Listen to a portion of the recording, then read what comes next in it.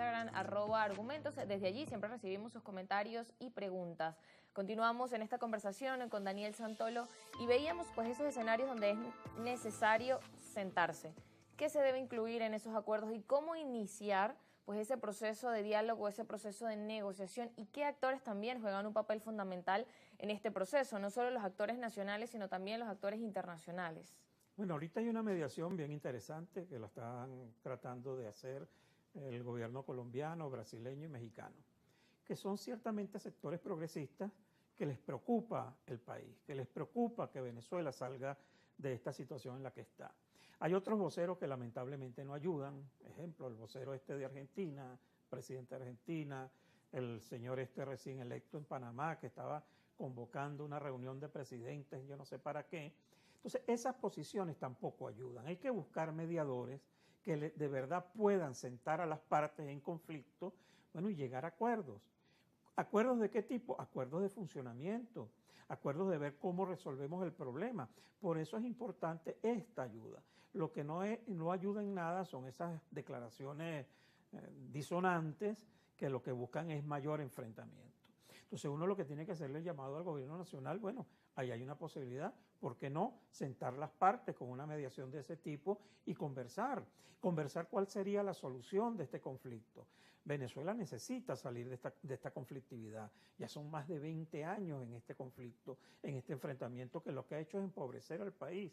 Dos sectores enfrentados que ha hecho es empobrecer al país. Entonces, eso hay que tratar de resolverlo. ¿Con miras a qué? Con miras a que el país salga adelante. Bueno, y que busquemos mecanismos para que los procesos electorales de verdad resuelvan el problema, resuelvan el conflicto.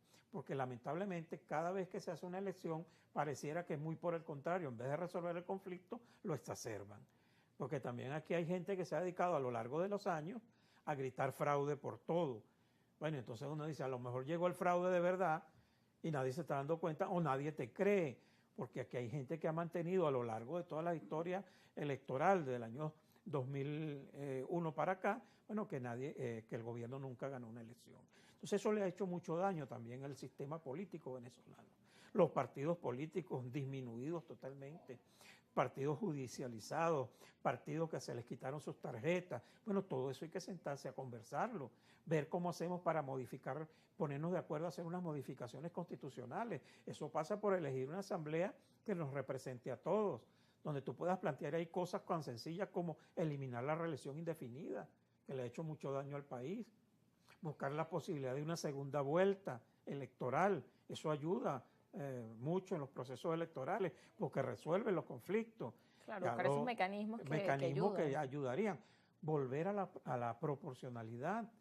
Aquí perdimos la proporcionalidad hace años. Esta cosa que llaman la representación de las minorías no es mentira. Ahí no hay representación alguna de las minorías y los partidos políticos han perdido la proporcionalidad. Entonces son temas que hay que sentarse en temas políticos a discutir. ¿Con quién lo vamos a discutir? Es con el gobierno. Entonces hay que buscar una mediación donde el gobierno se sienta cómodo, pero también los sectores de oposición nos sentamos cómodos para hacer estos planteamientos. El sistema electoral venezolano hay que reformularlo. Como está no nos sirve, lamentablemente. No la parte técnica. Exacto, con sistema se refiere aquí exactamente. No a la parte técnica, sino a la parte legal. Ejemplo, el Consejo Nacional Electoral, la Constitución del 99, excluyó a los partidos políticos del Consejo Nacional Electoral. Eso fue una decisión. ¿Por qué? Porque antes los partidos políticos eran los que dominaban el proceso electoral. El partido más votado ponía el presidente del Consejo Supremo Electoral de ese tiempo. Bueno, la Constitución sacó a los partidos políticos y se lo entregó a la sociedad civil para que fueran los personeros de la sociedad civil los que se encargaran del proceso electoral. Los 5 rectores más sus suplentes deberían ser gente independiente, igual como se hacen las mesas. Cuando tú haces el sorteo para los miembros de mesa, ahí salen, la gran mayoría son independientes. Bueno, eso es lo que se buscaba, eso hay que retomarlo. ¿Cómo retomar eso cuando, bueno, desde las últimas juntas directivas que han estado allí, incluso cuando estaba el señor Calzadilla, ahora que estaba Morosa, fueron seleccionadas por la Asamblea Nacional y se hizo un proceso donde se realizaron postulaciones, se hizo un proceso de evaluación y al final pues se determinó entonces quiénes iban a estar allí como rectores? ¿Cómo hacer entonces este proceso que sea como usted dice? Ahí lo que se hizo fue un reparto 2 para la oposición, bueno, para un sector de la oposición representado en la plataforma unitaria y 3 para el gobierno. Eso no puede ser la forma. Los 5 rectores deben ser escogidos, como lo dice la Constitución, desde la sociedad, desde la universidad, de la sociedad civil, los movimientos sociales, que son representantes ciertos de todos, no de sectores, no de grupos. Claro, hay gente que dice, bueno, pero 2 y un intermedio. Eso es muy difícil. Entonces, eso pasa por un proceso de negociación, igual que elegir a un fiscal general de la República que salga de las bases sociales, de los independientes, un contralor, un defensor del pueblo. Esos son procesos de discusión, de diálogo que deben empezar a formarse en el país. Si no lo hacemos, lamentablemente esto va a seguir igual o peor. Por eso hay que hacerle entender al gobierno y a sectores de oposición que cuando uno habla de diálogo, de acuerdo, de conversación, bueno, te descalifican por todas partes. Bueno, les digo, este país no tiene solución si no nos sentamos en una mesa todos a debatir puntos como estos, a debatir qué vamos a hacer con el país, cuál es el rumbo que le vamos a dar a este país, bueno, en estos 6 años venideros. El presidente Nicolás Maduro es presidente hasta el 10 de enero, eso nadie lo discute. Bueno, tenemos este tiempo para sentarnos en una mesa y llegar a acuerdos, que el Consejo Nacional Electoral dé los resultados que debe dar, que el Tribunal Supremo de Justicia saque una sentencia que todos estemos conformes.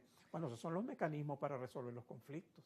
Así es, ese primer paso que se debería dar también para lograr que se sienten, y también hay que evaluar eso que usted decía, la sentencia del Tribunal Supremo de Justicia, qué pasa si entonces las partes no están conformes y qué pasa también si hay una sentencia donde en ella no se establece que se vean los resultados.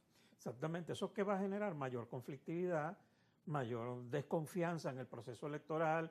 Bueno, el presidente será electo, ratificado, el presidente que ya fue proclamado por el Consejo Nacional Electoral, por el presidente Amoroso, bueno, será ratificado por el Tribunal Supremo de Justicia, pero quedará la duda, quedará en el pueblo, en la gran mayoría de la población, hasta los propios chavistas se cuestionan. Uno habla con compañeros que son afines al gobierno y tienen también dudas. Entonces, esas dudas van a quedar allí y eso puede generar de verdad desestabilización en el país. Porque, bueno, la gente no queda conforme, algunos buscarán mecanismos para enfrentar al gobierno, seguiremos en este conflicto perenne, bueno, y quienes pagamos las consecuencias somos los que estamos en el medio. Eso es lo que tristemente ocurre, que paguen las consecuencias los ciudadanos que, bueno, están esperando allí respuestas y que también esperan esa estabilidad, principalmente en materia económica y en materia social y también en política. Nos corresponde ir a la pausa, pero ya regresamos.